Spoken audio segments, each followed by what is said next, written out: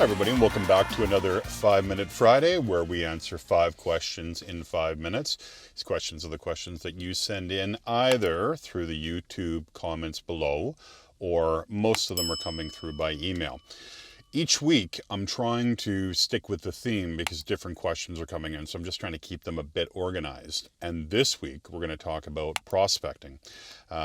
Comes up all the time. People aren't sure how to prospect, or if they are prospecting, how to do the follow-up.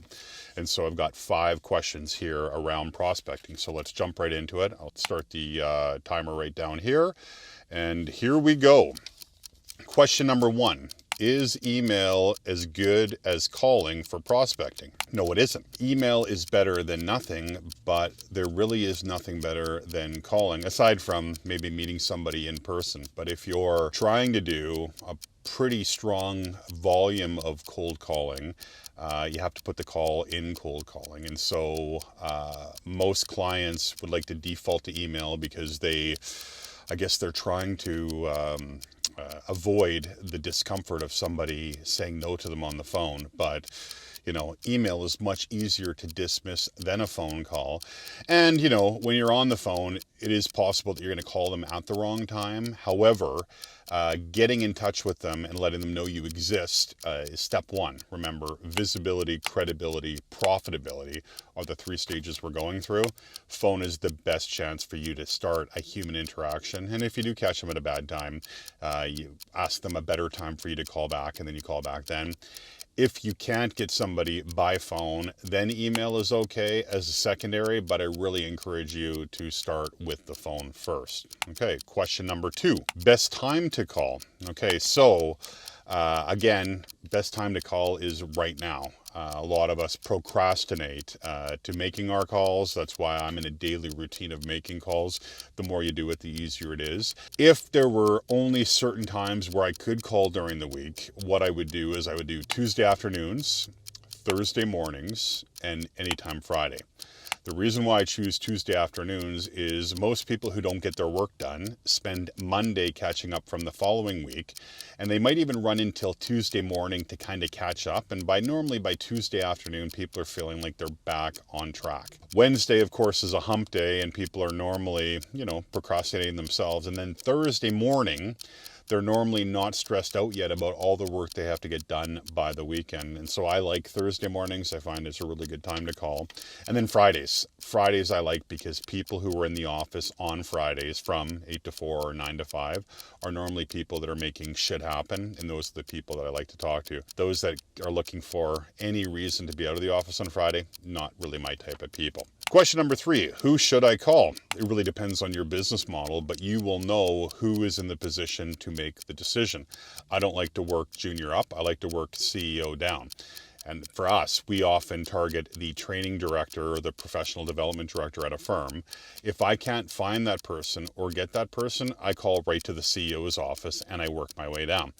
Do I think the CEO is going to be making decisions on training? Probably not, depending on the size of the firm. Smaller firm maybe, but larger firms like an American Airlines, they're not making any of those decisions. However, if the CEO or a senior executive refers me down to the training director, who may not have been answering my calls, then I can call them and say, I just spoke with Jane Smith, who suggested that I call you again. Those calls always get returned because now they know someone above them knows that they're not returning calls effectively, and that doesn't show well on the firm. So I normally will go right to the people that can say yes, and if they don't respond, then I go to the highest level and work my way back down. Number 4, how many calls should I make? That all depends on you. I used to make 20 calls a day. During the pandemic, from about March 13th till about a few weeks ago, I was making upwards of 500-600 calls a day because that's the volume I needed in order to hit the numbers I'm looking for people responding and or putting them into play. If you're starting out, 2 calls a day. 2 doesn't seem like a lot, but if you do 2 a day, you're doing 10 a week, you're doing 40 a month, or 500 a year.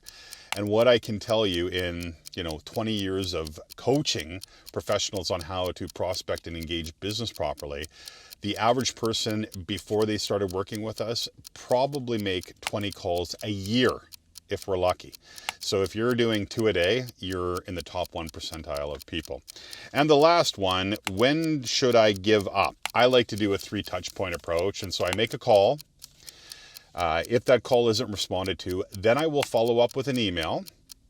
I give a week between the call and the email. If that email isn't responded to, I will make a follow-up call, which is the 3rd touch point, but the 2nd call. And in that 3rd call, I'll say, you know, Tom, I called and I emailed and called again. I know that you're super busy, so I'm going to leave my information and I'll leave it in your court. If you'd like to pick up the conversation at some point, I would welcome the opportunity. And then I move that person into purgatory. And what you may know from other videos that we've shot on this channel, purgatory is a place you put a prospect that isn't moving forward. And, you know, you want to incubate that purgatory, because about 30% of your opportunities will end up coming out of purgatory. Remember in the video, which I'll link above here, about only 3 types of prospects: people with means and not need, people with need and not means, or people with means and need. Often when you're prospecting people, you're calling them and they don't have need or they don't have means, so they don't want to talk to you. But that will change, and when it does, they'll know who to call. Anyway, thanks for those questions. That was fun, nice and quick. If you have any more questions, please put them in the comments below, or if you have any secrets on how you prospect that you'd like to share, or questions, I'm sure we'll do another one of these. As always, remember, gladiators eat first. If you enjoyed the video, give it a thumbs up and consider subscribing, and I will see you in the next video.